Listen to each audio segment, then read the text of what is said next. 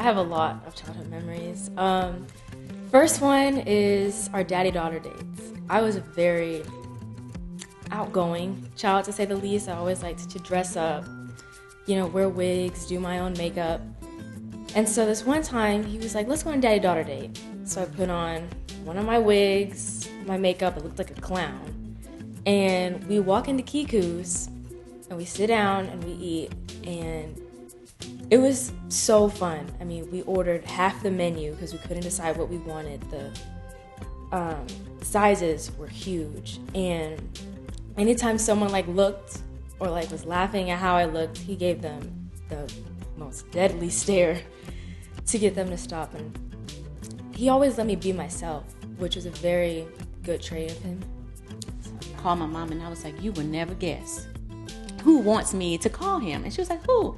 And I was like, the pastor. And she was like, oh yeah, you should, because I love the way he looks in those brown suits. And I was like, I am not calling him. Needless to say, I called, and we replay this a lot when we talk about it in new members, and our conversation is, hello. And then I say, hi, how are you? And then it's dead silent. And then I said, well, do you want to know my name? And he was like, oh, yeah. So we go through that whole spiel, and then he's like, well, let me call you right back. And so he really didn't have anything to do to call me right back except to find out how to talk to me.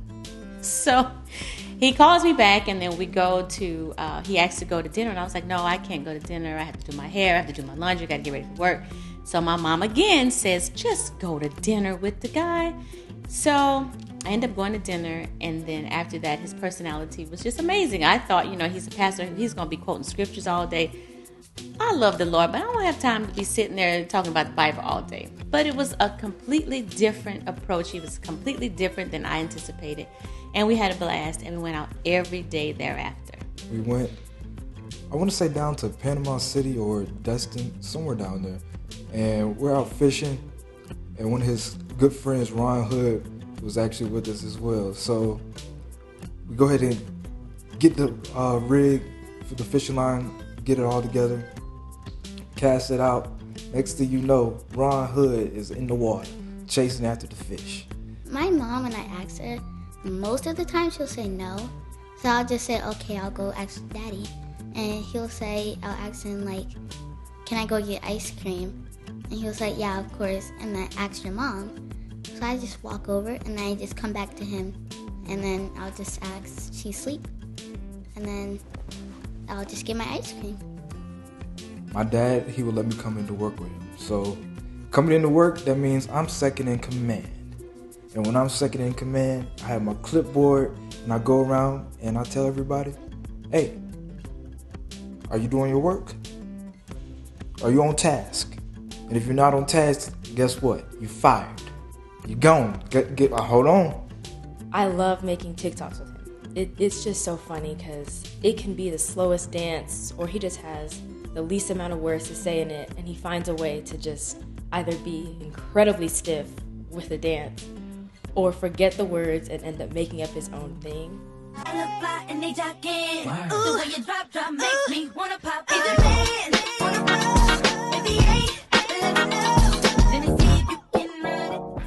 Every time I have school projects where I need to paint, create, glue stuff, I always come to him because he's the most creative. My mom, she has lots of stuff. And so I always go to him, and he always goes to Michael's, which is in Douglasville. It's 20 minutes away. So he always goes there and then grabs a lot of stuff that we don't even need. So now we just have stuff in our garage. My favorite project was probably the Titanic and the 100 Day of School shirts. So I was on the way to cheer practice with some of my friends, and we got into this car crash.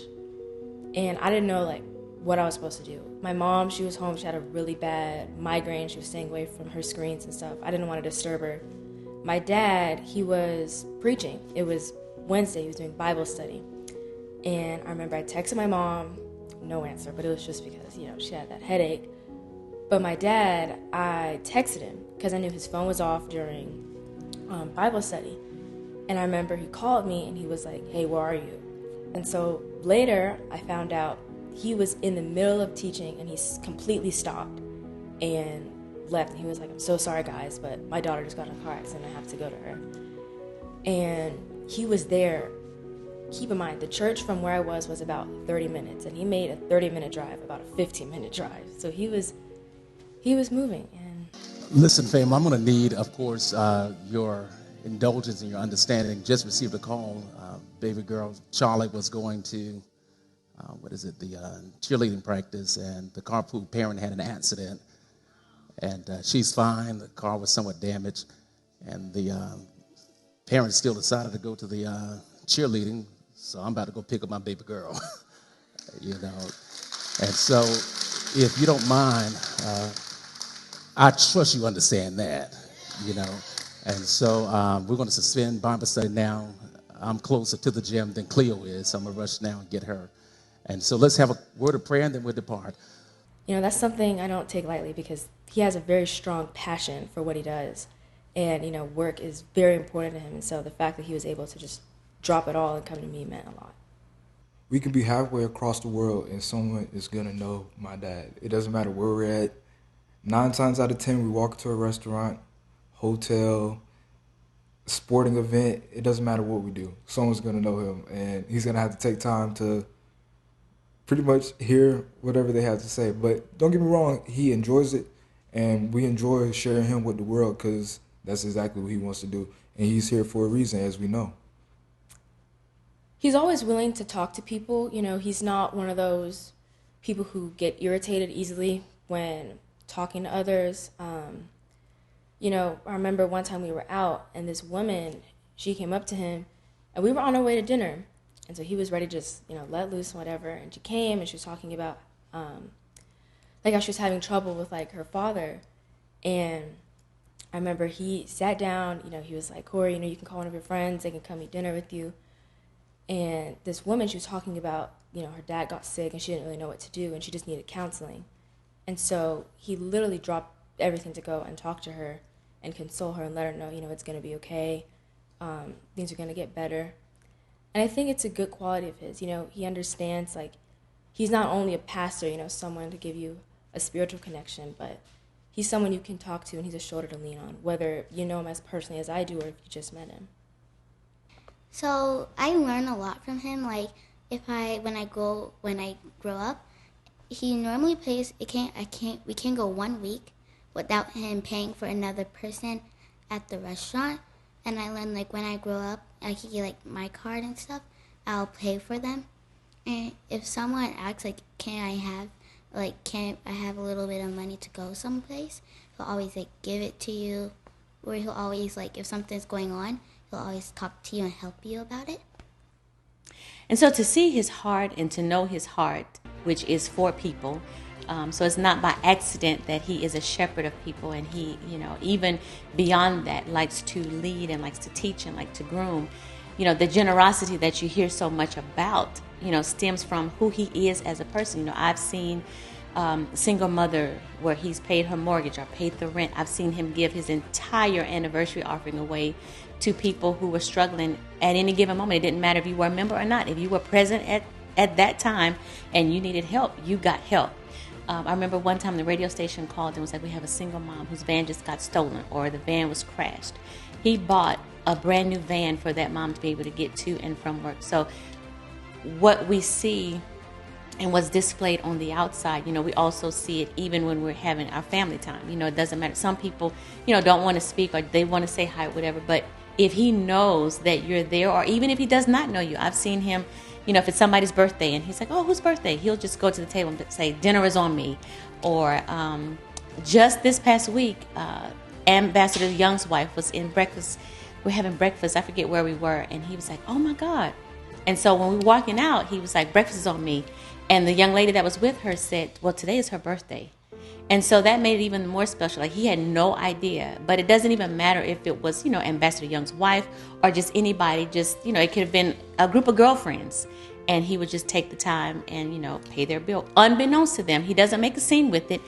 I've seen sometimes where he even tell, you know, the person, don't even tell them that I did it. You know, we will most times leave before their check comes. And so that's, you know, that part of his generosity that I've seen throughout the years. one thing that I really value is that he's definitely following his purpose. Like, my dad loves what he does, and that's one thing that I admire and hold close to me. His work ethic, he's literally up. If he has to preach, he's going to be up probably 5 o'clock, 4 o'clock in the morning, get up, because he loves doing what he does. So that's one thing that I admire, and the way that he treats everybody around him. He loves his family, loves hard, he's going to be there for everyone. I definitely learned a lot from him being so generous around other people. You know, he tips very well. He always says, you know, let them know that their work doesn't go unnoticed. You know, waiters, it's sad, but a lot of the times, you know, they're overlooked. You know, people just view them as, okay, they're the ones that bring us our food. But he treats them like, you know, they're people. And he tips them very well. And so a trait that I gained from him was, you know, even if I go to a restaurant and my bill is like $20, I'm still going to tip them well. The most valuable part that, you know, I feel, I value his walk with God. I value his love for God. I value his love for people, for family, his compassion and generosity. You know, when we got married, I think that was around the time Hurricane Katrina happened. He shut the back of the church down, and it became a hub to welcome those who, in fact, you know, after that storm, were homeless. And so he made sure that the church became the church. Even during COVID, we shifted from the church building to, our mantra was the church being the church.